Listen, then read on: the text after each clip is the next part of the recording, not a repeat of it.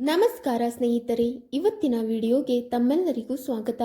ಸ್ನೇಹಿತರೆ, ಶನಿ ಸಾಡೆ ಎಂಬುದು ಯಾವುದೇ ಸಾಮಾನ್ಯ ಜ್ಯೋತಿಷ್ಯ ಘಟನೆಯಲ್ಲ. ಇದು ಮಾನವನ ಜೀವನದಲ್ಲಿ ಒಳಗಿನಿಂದ ಒಡೆದು ಮತ್ತೆ ಹೊಸದಾಗಿ ನಿರ್ಮಾಣವಾಗುವ ಅತ್ಯಂತ ಮಹತ್ವದ ಕಾಲಘಟ್ಟವಾಗಿದೆ. ಚಂದ್ರ ರಾಶಿಗೆ ಶನಿ 12ನೇ ಭಾವಕ್ಕೆ ಪ್ರವೇಶಿಸಿದಾಗ ಸಾಡೆ ಆರಂಭವಾಗುತ್ತದೆ.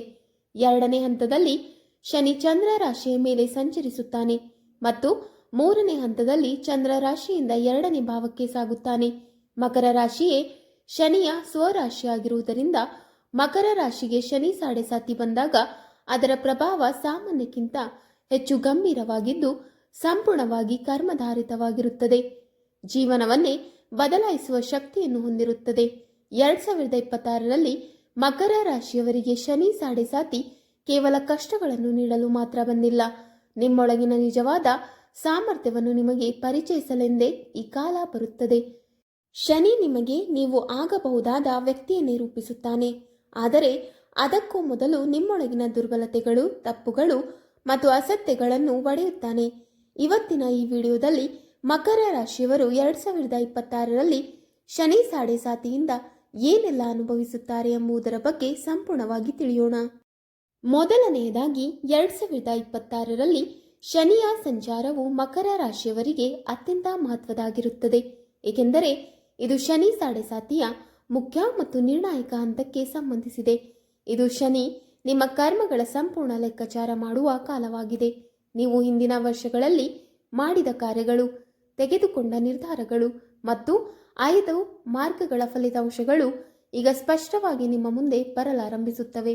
ಶನಿ ಯಾವುದೇ ಪಕ್ಷಪಾತವಿಲ್ಲದೆ ನ್ಯಾಯಾಧೀಶನಂತೆ ನಿಮ್ಮ ಜೀವನವನ್ನು ಪರಿಶೀಲಿಸುತ್ತಾನೆ. ಈ ಹಂತದಲ್ಲಿ ಜೀವನದಲ್ಲಿ ಅಚಾನಕ್ಕಾಗಿ ಜವಾಬ್ದಾರಿಗಳು ಹೆಚ್ಚಾಗುತ್ತವೆ. ಎಲ್ಲವೂ ನಿಮ್ಮ ಹೆಗಲಿನ ಮೇಲೆಯೇ ಹಾಕಿದಂತೆ ಅನುಭವವಾಗಬಹುದು. ಕುಟುಂಬದ ಜವಾಬ್ದಾರಿಗಳು, ಉದ್ಯೋಗದ ಒತ್ತಡ, ಹಣಕಾಸಿನ ಚಿಂತನೆಗಳು ಮತ್ತು ಆರೋಗ್ಯದ ವಿಷಯಗಳಲ್ಲಿ ನಿಮ್ಮಿಂದ ಅಪಾರ ಸಹನೆ ಹಾಗೂ ಶಿಸ್ತು ನಿರೀಕ್ಷಿಸಲಾಗುತ್ತದೆ. ಸುಲಭ ದಾರಿ, ಶಾರ್ಟ್ಕಟ್ ಮೂಲಕ ಯಶಸ್ಸನ್ನು ಬಯಸುವವರಿಗೆ ಈ ಸಮಯದಲ್ಲಿ ಗಂಭೀರ ಹೊಡೆತಗಳು ಎದುರಾಗಬಹುದು. ಆದರೆ ಸತ್ಯನಿಷ್ಠೆ, ಶ್ರಮ ಮತ್ತು ನಿಯಮ ಪಾಲನೆಯ ಮಾರ್ಗದಲ್ಲಿ ನಡೆಯುವವರಿಗೆ ಇದೇ ಕಾಲ ಭವಿಷ್ಯದಲ್ಲಿ ಅಚಲವಾದ ಹಾಗೂ ಬಲವಾದ ಜೀವನದ ಅಡಿಪಾಯವನ್ನು ನಿರ್ಮಿಸುವ ಮಹತ್ವದ ಸಮಯವಾಗುತ್ತದೆ. ಎರಡನೆಯ ವಿಷಯ ಬಂದು 2026ರಲ್ಲಿ ಮಕರ ರಾಶಿಯವರ ಪ್ರೀತಿ ಜೀವನವು ಶನಿ ಸಾಡೆ ಪ್ರಭಾವದಿಂದ ಆಳವಾದ ಹಾಗೂ ಗಂಭೀರ ಪರೀಕ್ಷೆಯ ಹಂತವನ್ನು ಪ್ರವೇಶಿಸುತ್ತದೆ. ಈ ಅವಧಿಯಲ್ಲಿ ನಿಮ್ಮ ಮತ್ತು ನಿಮ್ಮ ಪ್ರೀತಿಯ ಸಂಗಾತಿಯ ನಡುವೆ ಭಾವನಾತ್ಮಕ ಅಂತರ ಹೆಚ್ಚಾಗುತ್ತಿರುವಂತೆ ಅನುಭವವಾಗಬಹುದು. ಹಿಂದೆ ಸಹಜವಾಗಿ ನಡೆಯುತ್ತಿದ್ದ ಮಾತುಕತೆಗಳು ಕಡಿಮೆ ಆಗಬಹುದು. ಸಣ್ಣ ವಿಷಯಗಳಲ್ಲಿಯೂ ಅರ್ಥ ಮಾಡಿಕೊಳ್ಳುವಿಕೆಯ ಕೊರತೆ ಕಾಣಿಸಿಕೊಳ್ಳಬಹುದು. ಕೆಲವೊಮ್ಮೆ ನಿಮ್ಮ ಸಂಗಾತಿ ನಿಮ್ಮಿಂದ ನಿರ್ಲಕ್ಷ್ಯವಾಗುತ್ತಿರುವಂತೆ ಭಾವಿಸಬಹುದು. ಏಕೆಂದರೆ ಶನಿ ನಿಮ್ಮ ಮೇಲೆ ಕೆಲಸ, ಜವಾಬ್ದಾರಿಗಳು ಮತ್ತು ಜೀವನದ ಒತ್ತಡಗಳನ್ನು ಹೆಚ್ಚಿಸುತ್ತಾನೆ. ಈ ಕಾರಣದಿಂದ ನಿಮ್ಮ ಪ್ರೀತಿ ಜೀವನಕ್ಕೆ ಸಮಯ ಕೊಡಲು ಕಷ್ಟವಾಗಬಹುದು. ಆದರೆ ನಿಮ್ಮ ಸಂಗಾತಿಗೆ ಈ ಸಮಯದಲ್ಲಿ ಹೆಚ್ಚು ಗಮನ, ನಿಷ್ಠೆ ಮತ್ತು ಸ್ಪಷ್ಟವಾದ ಭಾವನೆಗಳ ಅಭಿವ್ಯಕ್ತಿ ಅಗತ್ಯವಾಗಿರುತ್ತದೆ. ಈ ಕಾಲದಲ್ಲಿ ಮೇಲ್ಮೆಯ ಪ್ರೀತಿ, ಶಾರ್ಟ್ಕಟ್ ಸಂಬಂಧಗಳು, ಸುಳ್ಳಿನ ಮೇಲೆ ನಿಂತಿರುವ ಅಥವಾ ಗೊಂದಲದಿಂದ ತುಂಬಿರುವ ಸಂಬಂಧಗಳು ನಿಧಾನವಾಗಿ ಕುಸಿದು ಬೀಳುತ್ತವೆ. ಶನಿ ಇಂತಹ ಅಸ್ಥಿರ ಬಂಧಗಳನ್ನು ಸಹಿಸುವುದಿಲ್ಲ. ಆದರೆ ಹೃದಯದಿಂದ ಹೃದಯಕ್ಕೆ ಜೋಡಿಸಲ್ಪಟ್ಟಿರುವ ನಿಜವಾದ ಪ್ರೀತಿ, ತ್ಯಾಗ, ಸಹನೆ ಮತ್ತು ನಂಬಿಕೆಯ ಮೇಲೆ ನಿರ್ಮಿತವಾದ ಸಂಬಂಧಗಳು ಈ ಪರೀಕ್ಷೆಯ ಮೂಲಕ ಇನ್ನಷ್ಟು ಬಲವಾಗುತ್ತವೆ. ಕೆಲವು ಮಕರ ರಾಶಿಯವರು ಈ ಸಮಯದಲ್ಲಿ ಪ್ರೀತಿಯ ಅರ್ಥವನ್ನು ಹೊಸ ದೃಷ್ಟಿಯಿಂದ ಅರ್ಥ ಮಾಡಿಕೊಳ್ಳುತ್ತಾರೆ. ಕೇವಲ ಭಾವನೆ ಮಾತ್ರವಲ್ಲ, ಜವಾಬ್ದಾರಿ, ಗೌರವ ಮತ್ತು ಪರಸ್ಪರ ಬೆಂಬಲವು ಪ್ರೀತಿಯ ಅವಿಭಾಜ್ಯ ಭಾಗಗಳೆಂದು ತಿಳಿಯುತ್ತಾರೆ. ಅಂತಿಮವಾಗಿ ಶನಿ ಸಾಡೆ ನಿಮ್ಮ ಪ್ರೀತಿ ಜೀವನವನ್ನು ಮುರಿಯಲು ಅಲ್ಲ, ಅದನ್ನು ಪ್ರೌಢತೆ, ಸ್ಥಿರತೆ ಮತ್ತು ಅಳತೆಯ ಹೊಸ ಹಂತಕ್ಕೆ ಕರೆದೊಯ್ಯಲು ಬಂದಿರುತ್ತದೆ. ಮೂರನೆಯ ವಿಷಯ ಬಂದು 2026ರಲ್ಲಿ ವಿವಾಹಿತ ಮಕರ ರಾಶಿಯವರ ದಾಂಪತ್ಯ ಜೀವನದಲ್ಲಿ ಸಹನೆ, ಸಹಾನುಭೂತಿ ಮತ್ತು ಆತ್ಮನಿಯಂತ್ರಣ ಅತ್ಯಂತ ಅಗತ್ಯವಾಗುತ್ತದೆ. ಶನಿ ಸಾಡೆ ಪ್ರಭಾವದಿಂದ ಜೀವನ ಸಂಗಾತಿಯ ಆರೋಗ್ಯದ ಬಗ್ಗೆ ಚಿಂತನೆಗಳು ಹೆಚ್ಚಾಗಬಹುದು ಅಥವಾ ಅವರ ಮನಸ್ಸಿನ ಒತ್ತಡಗಳು ನಿಮ್ಮ ಮೇಲೆಯೇ ಬರುವ ಸಾಧ್ಯತೆ ಇದೆ. ಕೆಲ ಸಂದರ್ಭಗಳಲ್ಲಿ ಸಂಗಾತಿಯ ಭಾವನೆಗಳನ್ನು ಸರಿಯಾಗಿ ಅರ್ಥ ಮಾಡಿಕೊಳ್ಳಲು ಆಗದಿರುವುದು, ಮಾತುಗಳ ತಪ್ಪು ಅರ್ಥ ಅಥವಾ ಮೌನವೇ ದೊಡ್ಡ ಅಂತರವನ್ನು ಸೃಷ್ಟಿಸುವ ಸ್ಥಿತಿಗಳು ಎದುರಾಗಬಹುದು. ಕೆಲಸದ ಒತ್ತಡ, ಹಣಕಾಸಿನ ಚಿಂತೆಗಳು ಅಥವಾ ಕುಟುಂಬದ ಹಿರಿಯರ ಜವಾಬ್ದಾರಿಗಳು ದಾಂಪತ್ಯ ಜೀವನದ ಮೇಲೆ ನೆರಳು ಬೀರುವ ಸಾಧ್ಯತೆ ಇದೆ. ಈ ಅವಧಿಯಲ್ಲಿ ಕೆಲ ಮಕರ ರಾಶಿಯವರಿಗೆ ಮನಸ್ಸಿನೊಳಗೆ ಒಂಟಿತನದ ಭಾವನೆ ಕಾಡಬಹುದು. ಸಂಗಾತಿ ನಿಮ್ಮೊಂದಿಗೆ ಇದ್ದರೂ ಸಹ ನಿಮ್ಮ ಭಾವನೆಗಳನ್ನು ಯಾರೂ ಅರ್ಥ ಮಾಡಿಕೊಳ್ಳುತ್ತಿಲ್ಲ ಎಂಬ ಅನುಭವ ಉಂಟಾಗಬಹುದು. ಆದರೆ ಇದನ್ನು ತಪ್ಪಾಗಿ ಅರ್ಥ ಮಾಡಿಕೊಂಡು ಬೇಸರ ಅಥವಾ ದೂರವನ್ನು ಹೆಚ್ಚಿಸಿಕೊಳ್ಳುವುದು ಶನಿಯ ಪರೀಕ್ಷೆಯನ್ನು ಕಠಿಣಗೊಳಿಸಬಹುದು. ಇದು ವಿಚ್ಛೇದನ ಅಥವಾ ಸಂಬಂಧ ಮುರಿಯುವ ಕಾಲವಲ್ಲ, ಬದಲಾಗಿ ನಿಮ್ಮ ದಾಂಪತ್ಯವನ್ನು ಆಳವಾಗಿ ಪರಿಶೀಲಿಸಿ ಅದರ ಮೂಲವನ್ನು ಬಲಪಡಿಸುವ ಸಮಯವಾಗಿದೆ. ಮುಕ್ತ ಸಂಭಾಷಣೆ, ಪರಸ್ಪರ ನಂಬಿಕೆ, ಜವಾಬ್ದಾರಿಯ ಭಾವ ಮತ್ತು ಸಣ್ಣ ವಿಷಯಗಳಲ್ಲೂ ಸಹನೆ ತೋರಿಸುವ ಗುಣವೇ ಈ ಅವಧಿಯಲ್ಲಿ ದಾಂಪತ್ಯ ಜೀವನವನ್ನು ಉಳಿಸಿ ಮುಂದಿನ ವರ್ಷಗಳಲ್ಲಿ ಇನ್ನಷ್ಟು ಸ್ಥಿರ ಮತ್ತು ಪ್ರೌಢವಾದ ಸಂಬಂಧಕ್ಕೆ ದಾರಿ ಮಾಡಿಕೊಡುತ್ತದೆ. ನಾಲ್ಕನೆಯ ವಿಷಯ ಬಂದು 2026ರಲ್ಲಿ ಮಕರ ರಾಶಿಯವರಿಗೆ ಶನಿ ಸಾಡೆ ಸಾತಿಯ ಪ್ರಭಾವ ಶಾರೀರಿಕ ಆರೋಗ್ಯಕ್ಕಿಂತ ಹೆಚ್ಚು ಮಾನಸಿಕ ಆರೋಗ್ಯದ ಮೇಲೆ ಗಾಢವಾಗಿ ಬೀರುತ್ತದೆ.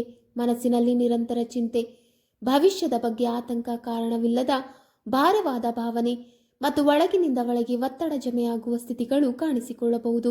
ರಾತ್ರಿ ಸರಿಯಾಗಿ ನಿದ್ರೆ ಬರದೇ ಇರುವುದು, ಮಧ್ಯರಾತ್ರಿ ಎಚ್ಚರಗೊಳ್ಳುವುದು ಅಥವಾ ನಿದ್ರೆಯ ನಂತರವೂ ದಣಿವಿನ ಅನುಭವ ಮುಂದುವರೆಯುವ ಸಾಧ್ಯತೆ ಇದೆ. ಈ ಮಾನಸಿಕ ಒತ್ತಡದ ಪರಿಣಾಮವಾಗಿ ದೇಹವು ನಿಧಾನವಾಗಿ ದುರ್ಬಲವಾಗಬಹುದು ಮತ್ತು ಶಕ್ತಿ ಕಡಿಮೆಯಾಗುತ್ತಿರುವಂತೆ ಭಾಸವಾಗಬಹುದು. ಶನಿಯ ಪ್ರಭಾವದಿಂದ ಮೂಳೆಗಳು, ಮೊಣಕಾಲುಗಳು, ಬೆನ್ನು, ಕುತ್ತಿಗೆ, ಚರ್ಮ ಹಾಗೂ ಜೀರ್ಣಕ್ರಿಯೆಗೆ ಸಂಬಂಧಿಸಿದ ಸಮಸ್ಯೆಗಳು ಹೆಚ್ಚಾಗುವ ಸಾಧ್ಯತೆ ಇದೆ.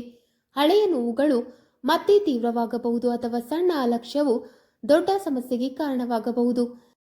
ಇದರಿಂದ ಶನಿ ನಿಮಗೆ ಜೀವನ ಶೈಲಿಯಲ್ಲಿ ಶಿಸ್ತು ಮತ್ತು ನಿಯಮ ಪಾಲನೆ ಎಷ್ಟು ಅಗತ್ಯವೆಂಬುದನ್ನು ಕಲಿಸಲು ಬರುತ್ತಾನೆ.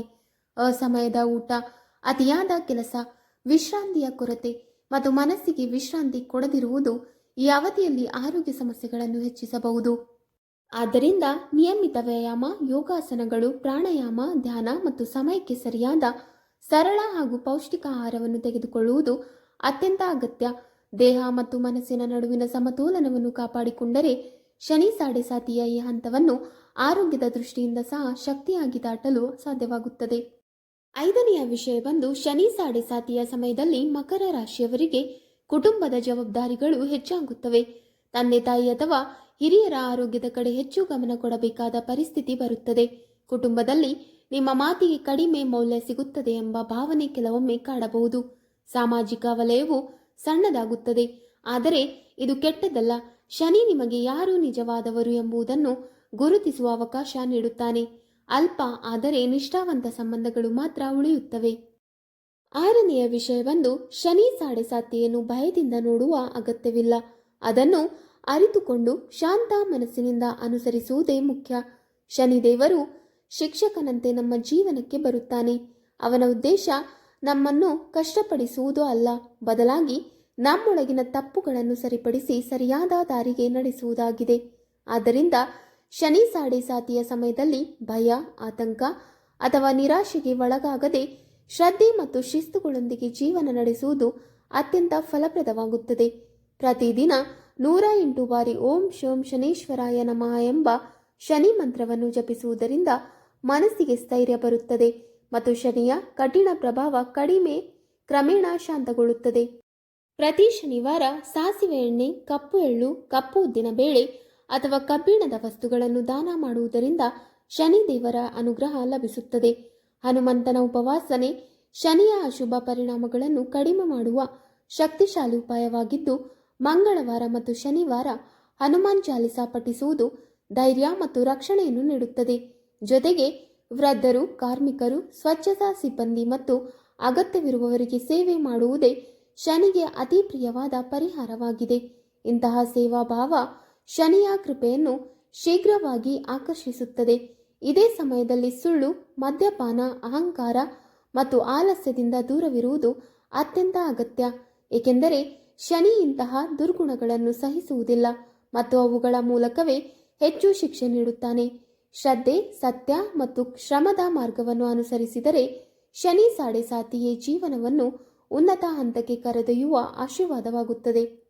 ಸ್ನೇಹಿತರೆ, ಕೊನೆಯದಾಗಿ ನೀವು 2026ರ ಶನಿ ಸಾಡೆ ಸಾತಿಯ ಅವಧಿಯನ್ನು ಸಹನೆ, ಸತ್ಯನಿಷ್ಠೆ ಮತ್ತು ಶ್ರದ್ಧೆಯೊಂದಿಗೆ ದಾಟಿಕೊಂಡರೆ ಮುಂದಿನ ವರ್ಷಗಳಲ್ಲಿ ನಿಮ್ಮ ಜೀವನ ಸಂಪೂರ್ಣವಾಗಿ ರೂಪಾಂತರಗೊಳ್ಳುತ್ತದೆ. ನೀವು ಹಿಂದೆಗಿಂತ ಹೆಚ್ಚು ಮಾನಸಿಕವಾಗಿ ಬಲಿಷ್ಠರಾಗುತ್ತೀರಿ, ಸ್ವಾವಲಂಬನೆಯನ್ನು ಗಳಿಸುತ್ತೀರಿ ಮತ್ತು ಸಮಾಜದಲ್ಲಿಯೂ ಕುಟುಂಬದಲ್ಲಿಯೂ ಗೌರವ ಪಡೆಯುವ ವ್ಯಕ್ತಿಯಾಗಿ ಬೆಳೆಯುತ್ತೀರಿ. ಶನಿ ನೀಡುವ ಪಾಠಗಳು ಕಠಿಣವಾಗಿದ್ದರೂ ಅವು ನಿಮ್ಮ ಒಳಗಿನ ಶಕ್ತಿಯನ್ನು ಹೊರತಂದು ನಿಮ್ಮನ್ನು ಜೀವನದ ದೊಡ್ಡ ಸವಾಲುಗಳನ್ನು ಎದುರಿಸಲು ಸಿದ್ಧಗೊಳಿಸುತ್ತವೆ. ಶನಿ ಸಾಡೆಸಾತಿಯ ನಂತರ ಮಕರ ರಾಶಿಯವರಿಗೆ ಅವರು ಎಂದಿಗೂ ಕಲ್ಪಿಸದಿರದಂತಹ ಫಲಗಳು ದೊರಕುವ ಸಾಧ್ಯತೆ ಇದೆ. ಇದು ಅಚಾನಕ್ ಲಾಭ ಅಥವಾ ಸುಲಭ ಯಶಸ್ಸು ಅಲ್ಲ, ಬದಲಾಗಿ ವರ್ಷಗಳ ಶ್ರಮ, ತ್ಯಾಗ ಮತ್ತು ಸಹನೆಯ ಪ್ರತಿಫಲವಾಗಿರುತ್ತದೆ. ಆದರೆ ಈ ಬಹುಮಾನ ಎಲ್ಲರಿಗೂ ಸಿಗುವುದಿಲ್ಲ. ಶನಿಯ ಪರೀಕ್ಷೆಯಲ್ಲಿ ಸತ್ಯ, ಶಿಸ್ತು ಮತ್ತು ನೈತಿಕತೆಯನ್ನು ಪಾಲಿಸಿ ನಿಲ್ಲುವವರಿಗೆ ಮಾತ್ರ ಈ ಆಶೀರ್ವಾದ ದೊರಕುತ್ತದೆ. ಶನಿ ನಿಮ್ಮನ್ನು ಕುಗ್ಗಿಸಲು ಅಲ್ಲ, ನಿಮ್ಮ ಜೀವನವನ್ನು ಉನ್ನತ ಮಟ್ಟಕ್ಕೆ ಕರೆದೊಯ್ಯಲು ನಿಮ್ಮನ್ನು ಪರೀಕ್ಷಿಸುತ್ತಾನೆ ಎಂಬ ಸತ್ಯವನ್ನು ಈ ಸಮಯದಲ್ಲಿ ಅರಿತುಕೊಂಡರೆ ನಿಮ್ಮ ಭವಿಷ್ಯ ಸ್ವತಃ ಪ್ರಕಾಶಮಾನವಾಗುತ್ತದೆ.